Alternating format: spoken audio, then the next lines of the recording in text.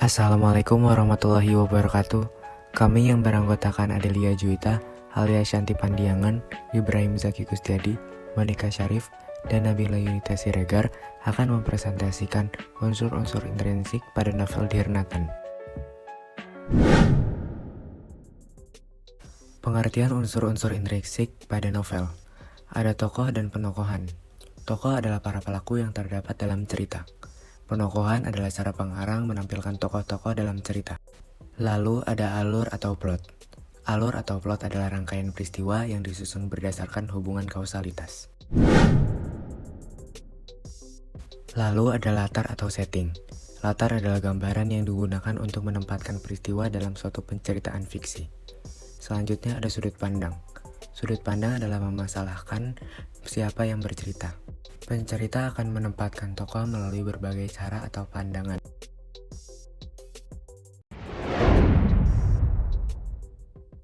Lalu ada tema. Tema merupakan pokok pikiran atau dasar sebuah cerita. Dan yang terakhir adalah amanat. Amanat adalah pesan pengarang yang disampaikan pada pembaca melalui karyanya. Saya Adelia Juwita Anggraini. Saya akan menjelaskan unsur intrinsik novel Dear Nathan bagian tema dan alur atau plot. Tema dalam novel Dear Nathan, tema utama dalam novel ini yakni percintaan remaja. Dan alur atau plot alur yang digunakan oleh pengarang ialah alur campuran. Ini terlihat dari Salma dan Nathan yang berawal bertemu di gerbang sekolah hingga akhirnya mereka melewati banyak kejadian bersama yang diikuti banyak cerita flashback. Nama saya Monika Syarif. Saya akan menjelaskan unsur intrinsik dari novel Dear Nathan pada bagian penokohan, yaitu bagian tokoh Nathan selaku tokoh utama. Tokoh Nathan digambarkan sebagai tokoh bad boy dalam novel ini. Meskipun begitu, banyak karakter Nathan yang menunjukkan sisi baiknya.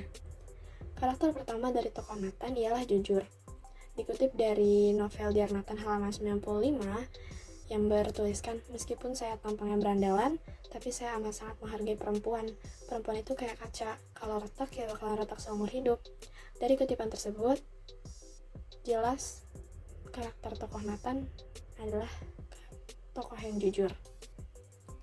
Karakter yang kedua adalah bertanggung jawab. Dikutip dari novel Dear Nathan halaman 148 yang bertuliskan, "Iya tante tenang saja, saya bakal jagain kok anak perempuan tante pulang sampai rumah dengan selamat." Dari kutipan tersebut, terlihat bahwa tokoh Nathan adalah tokoh yang bertanggung jawab. Karakter ketiga Nathan adalah berani mengambil resiko.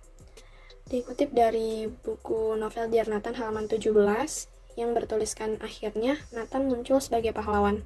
Dia bangun dari jongkoknya lalu membawa junior yang sudah nyaris semaput itu ke UKS tanpa memperdulikan teriakan senior yang menyuruhnya untuk tetap di posisinya. Dari kutipan tersebut, terlihat bahwa tokoh Nathan berani mengambil resiko. Karakter yang keempat Nathan adalah pantang menyerah. Dikutip dari novel Dear Nathan halaman 226 yang bertuliskan, "Seandainya saya jadi cowok pertama yang menginjakkan kaki di hati kamu, bagaimana? Kira-kira keberatan?" Salma menjawab, menatapnya dengan kelopak mata melebar. "Karena kamu gak jawab, saya anggap itu iya." Senyum sumringah tercetak di bibir Nathan. "Bakal saya coba, Sal, bakal saya coba." Di situ membuktikan bahwa tokoh Nathan adalah orang yang pantang menyerah. Karakter kelima Nathan adalah rela berkorban. Dikutip dari novel Dear Nathan halaman 115 yang bertuliskan, "Pulang." Salma bereaksi lambat, terkejut atas pernyataan singkat itu. Bukan pernyataan, lebih tepat seperti ajakan. "Saya sudah nunggu 1 jam di sini." Dari kutipan tersebut, terlihat bahwa karakter Nathan dalam novel Dear Nathan tersebut rela berkorban untuk Salma. Saya Alia Shanti Pandiangan. Saya akan menjelaskan unsur intrinsik bagian tokoh atau penokohan pada novel Dear Nathan pada karakter Salma. Karakter Salma dalam novel ini digambarkan sebagai anak yang pemalu, ceria, mudah menilai orang lain, serta berbakti kepada orang tua dan cenderung dekat dengan orang tuanya. Terdapat kutipan dalam buku novel tersebut pada halaman 5 yang menunjukkan bahwa ia mudah dalam menilai orang lain. Kutipan tersebut berbunyi, Salma tersentak kaget mendengar desisan seseorang dan otomatis menolehkan kepala saat mencium aroma rokok menyengat di dekatnya. Dia menarik tubuhnya 2 langkah menjauh lantaran melihat seorang cowok berpenampilan urakan ada di sebelahnya. Nah, pada kutipan tersebut terlihat bahwa Salma langsung menilai bahwa orang itu tidak baik, ditunjukkan dengan ia yang memundurkan langkah lantaran melihat penampilan cowok tersebut. Dan terdapat juga kutipan di novel tersebut pada halaman 148 yang menunjukkan bahwa Salma cenderung dekat dengan orang tua.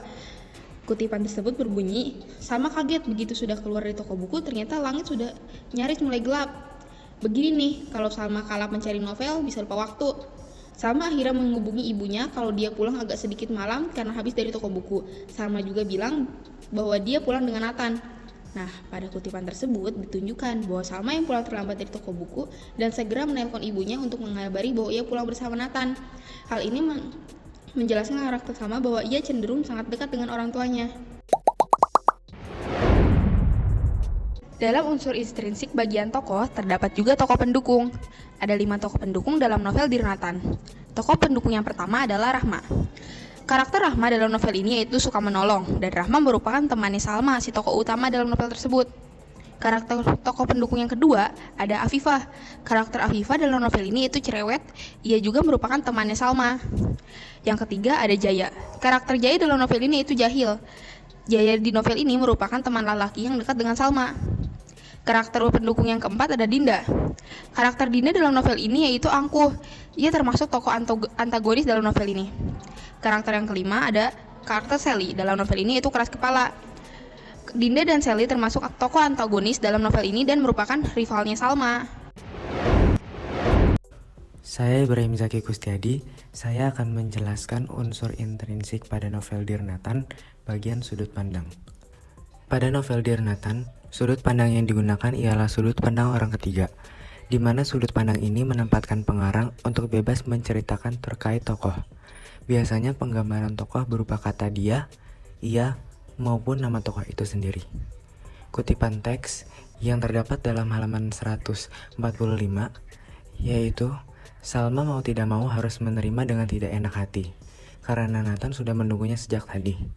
Salma melihat anak-anak OSIS yang tadinya berniat pulang dengan terpaksa berhenti di gerbang, mengintip dia dan Nathan. Dalam kutipan teks tersebut terdapat kata dia.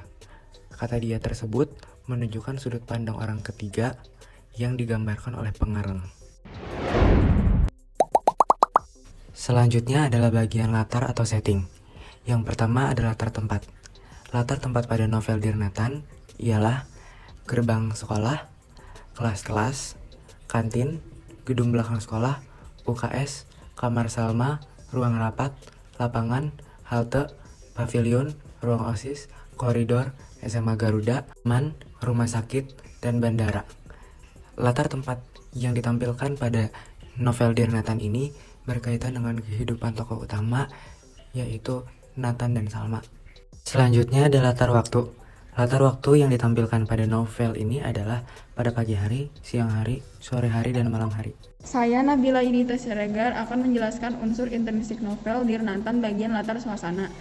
Latar suasananya ialah ketakutan, bingung, tegang, penyesalan, kesedihan, berduka, kecewa, dan bahagia.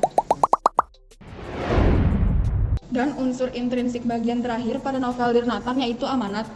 Banyak sekali pesan moral yang dapat diambil dari novel Dear Nathan.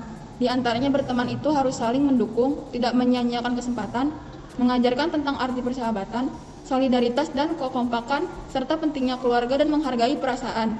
Novel ini juga mengajarkan bahwa sesuatu yang terlihat baik belum tentu di belakang terlihat baik.